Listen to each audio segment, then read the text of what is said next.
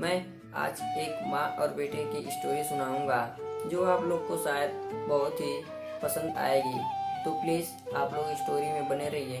जब तक आप लोग स्टोरी को पूरा नहीं सुनेंगे तब तक स्टोरी समझ में नहीं आएगी। तो प्लीज़ आप लोग स्टोरी को पूरा सुने और अगर पसंद आए तो प्लीज़ वीडियो को एक लाइक करें और हमारे चैनल को ज़रूर सब्सक्राइब करें। तो चलिए शुरू करते हैं अपनी कहानी। एक माँ के दो बेटे थे। पिता का बचपन में ही सर से साया उठ चुका था। किसी तरह माँ ने पाल पोस कर मजदूरी करके उन दोनों को पढ़ा लिखा कर समाज में खड़ा होने के लायक बनाया। धीरे धीरे बड़ा बेटा अब जवान हो चला था। अब माँ को उसकी शादी की चिंता सताने लगी और घर में खाना भी बनाने वाला कोई नहीं था। घर का सारा काम माँ अकेले करते करते थक जाती थी। तो माँ ने बड़े बेटे से बोला, बेटा कब तक मैं ये घर के सारा काम करती रहूंगी, अब तू शादी कर ले। तो बड़ा बेटा भी समझदार था, पढ़ा लिखा था, तो उसने माँ से हाँ बोल दी। अब बड़े लड़के के लिए शादी के लिए लड़की खोजने की तैयारी शुरू हो गई। धीरे धीरे रिश्तेदारों ने एक लड़की देखी, उससे उसकी शादी कर दी गई। शादी होने के 1 से 2 साल तक सब कुछ ठीक चल रहा था। उसे एक बच्चा पैदा हुआ। समय गुजरता गया, दिन बीतता गया, सब कुछ अच्छा चल रहा था। एक दिन क्या हुआ कि माँ की अचानक तबीयत खराब हो गई। तो माँ ने बोला, मैं तो बड़े बेटे की शादी देख चुकी हूँ, अब बाकी है तो मेरे दूसरे बेटे की भी शादी हो जाती तो मैं अच्छे से अपना बुढ़ापा देख लेती। और मेरी ये आखिरी इच्छा है कि दोनों बेटों की शादी हो जाए। अब तो दोनों अपने पैर पे भी खड़ा हो चुके हो। तो छोटे बेटे ने बोला, जैसी माँ आपकी इच्छा।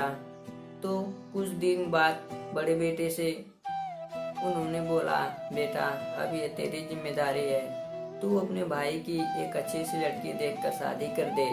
तो बड़े बेटे ने बड़े खुशी मन से माँ को जवाब दिया, जैसी आपकी इच्छा माँ।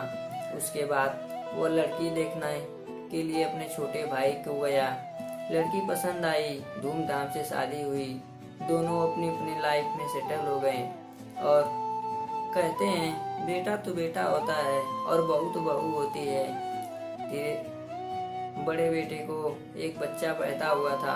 अब वह लगभग 5 साल का हो चुका था। एक दिन माँ बच्चे के साथ खेल रही थी। अचानक खेलते खेलते माँ से बच्चे को थोड़ी सी चोट लग गई। तो उसकी माँ दौड़ती हुई आई और अपनी सास को बोली, आपको दिखाई नहीं देता है, मेरे बच्चे को अभी कुछ हो जाता तो।